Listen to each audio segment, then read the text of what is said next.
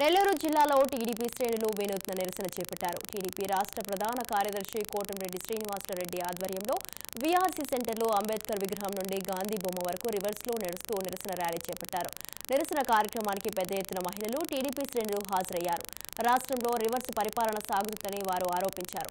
చంద్రబాబు అక్రమ కేసు నుండి కడిగిన ముత్యంలా బయటకు వస్తారంటున్న శ్రీనివాసరెడ్డితో మా ప్రతినిధి Charitra Kumar face to face. Chandrababu Naidu అరెస్టుకు నిరసనగా గత 19 రోజులుగా అయితే నెల్లూరు జిల్లా వ్యాప్తంగా నిరసనలు కొనసాగుతున్నాయి. నేడు నెల్లూరు సిటీ నియోజకవర్గం ఏదైతే సిటీ నియోజకవర్గంలో అంబేద్కర్ బొమ్మ నుండి ఈరోజు గాంధీ బొమ్మ వరకు కూడా టీడీపీ శ్రేణులు వినూత్న నిరసన చేపట్టాయి.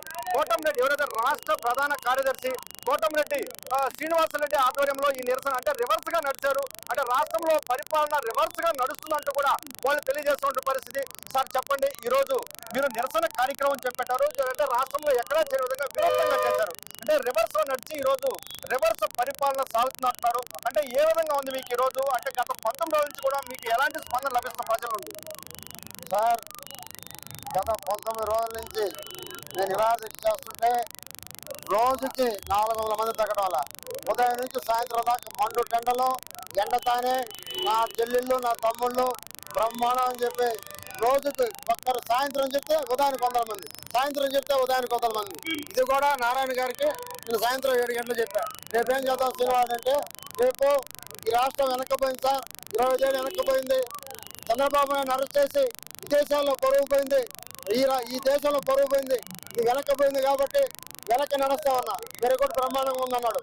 కాదు పోలీస్ పర్మిషన్ తీసుకున్నా ఉన్నాడు. నాకు అలవాట్లేదు, 40 ఏళ్ళ నుంచి విద్యార్థి అలవాట్లేదు. నేను న్యాయమైన పోరాటం చేస్తున్నా.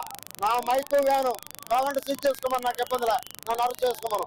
నేను మాత్రం పర్మిషన్ తీసుకోను. ఈ రోజు ఒక నిజాయితీ పడిన చంద్రబాబు మీద ఎటువంటి కేసు లేకపోయినా ఎప్పుడో 2021 డిసెంబర్ 9వ తేదీ ఒక ఫేక్ డాక్యుమెంట్ సృష్టించి మొన్న అరెస్ట్ చేస్తారా? పోలీసు కూడా ఫేక్ పోలీసు. 10 మంది పోలీసు ఉంటే 900 మంది రౌడీలు. మా కార్యకర్తలు లేకుంటే మా నాయకుడి పరిస్థితి ఏమవుతుంది చెప్పంటున్నా. మా నాయకుడికి మీద సీఎం వాళ్ళ ఈ రాష్ట్రం రక్తపోతం అవుతుందని తెలుస్తున్నాం.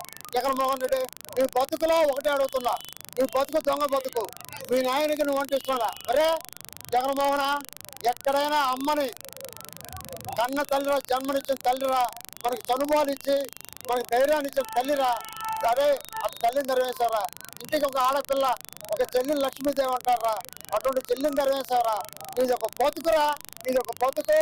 నువ్వు ఒక ముఖ్యమంత్రి ఈ రాష్ట్రంలో ఉంటాం, మాది ఒక బరువు తక్కువ పని అయిపోయింది. తెలుగుదేశం పార్టీ కార్యకర్త సత్తా చూపిస్తారు, మీకు 30 ఏళ్ళ సినిమా చూపిస్తారని తెలుస్తున్నాం. అలాగే ప్రధానంగా ఈ స్కిల్ డెవలప్మెంట్ కేసులో ఈడీ విచారణ చేపడుతుంది. అలాగే ఎవరైతే గతంలో ఉన్నటువంటి బాస్ కానీ ప్రస్తుతం ఉన్నటువంటి మ్యాథ్యూ కానీ ఇద్దరు కూడా ఈడీ ముందు విచారణకు హాజరైన పరిస్థితి. ఈ స్కిల్ డెవలప్మెంట్ కేసులో మరొక కేంద్ర సంస్థ సిబిఐ కూడా విచారణ చేపట్టాలని ఉండవల్లి అరుణ్ కుమార్ ఈ రోజు పిల్లు వేసినటువంటి దీనిపై ఏ రకంగా స్పందిస్తారు? అసలు ఉండవాలని చెప్పేది, విచారణ చేపట్టాలంటే అసలు విచారణ చేస్తే కదా, విచారణ చేయకుండా అరెస్ట్ చేశాను అర్థం అవుతుంది కదా. విచారణ లేదు, అంతా అబద్ధాలే, బోగస్. నిన్న మేము కేంద్రీయ విశ్వవిద్యాలయానికి వెళ్ళాం. నేను అదే రకంగా మా నాయకు చంద్రమోహన్ రెడ్డి గారు, ఆనవ రామనారాయణ రెడ్డి గారు, రమేష్ రెడ్డి గారు, అనురాధ గారు, శ్రీధర్ రెడ్డి గారు అందరూ వెళ్ళాం, చూసాం. వనమహాలక్ష్మి గారు అందరూ వెళ్ళాం. అక్కడ విజయదాని మేడం చూపించింది, వైస్ ఛాన్సలర్ చూపించింది. ఇప్పటికి 2 సంవత్సరాలు కరోనా తీసేస్తే 2019 నుంచి స్కిల్ డెవలప్మెంట్ లో 600 మంది శిక్షణ పొందారు, 550 మంది ఉద్యోగులు వచ్చిందని చెప్పి మేడం చెప్పింది. అక్కడే కంప్యూటర్లు ఉన్నాయి, మాకు అందరూ చూపించింది. అందరికీ మేము ప్రెస్ వాళ్ళు చూపించాం, అన్ని రెడీగా ఉన్నాయి. ఎక్కడ అవినీతి జరిగింది చెప్పంటున్నాం, ఏ ఊర్లో అవినీతి జరిగింది చెప్పంటున్నాం, ఏ కాన్స్టిట్యూషన్ లో అవినీతి జరిగింది చెప్పంటున్నాం. చేత కానీ పెద్దమ్మ అంత ఫేక్ డాక్యుమెంట్లు, ఫేక్ అరెస్టులు ఈ మెడకు చుట్టుకుంటాయి. ఈ చిన్న ఆయన పాపాలు, చంద్రబాబు లోపలేసిన పాపాలు, నువ్వు చేసిన లంచగొండితనం, నువ్వు డబ్బు ద్రోహి, డబ్బు దోచుకున్న దొంగవి, గజ దొంగవి, ఈ అందరికీ పాపాలు చుట్టుకొని ఈ దాంతో జైల్లో ఉంటారని కూడా హెచ్చరిస్తున్నారు. అంటే ప్రధానంగా ఉండవల్లికి ఏ రకమైనటువంటి సమాధానం, అంటే ఉండవల్లికి మీరు ఏ రకంగా, ఉండవల్లి వేసినటువంటి బిల్లుకి మీరు ఏ రకంగా ఉండవల్లికి సమాధానం ఏమిస్తున్నారు?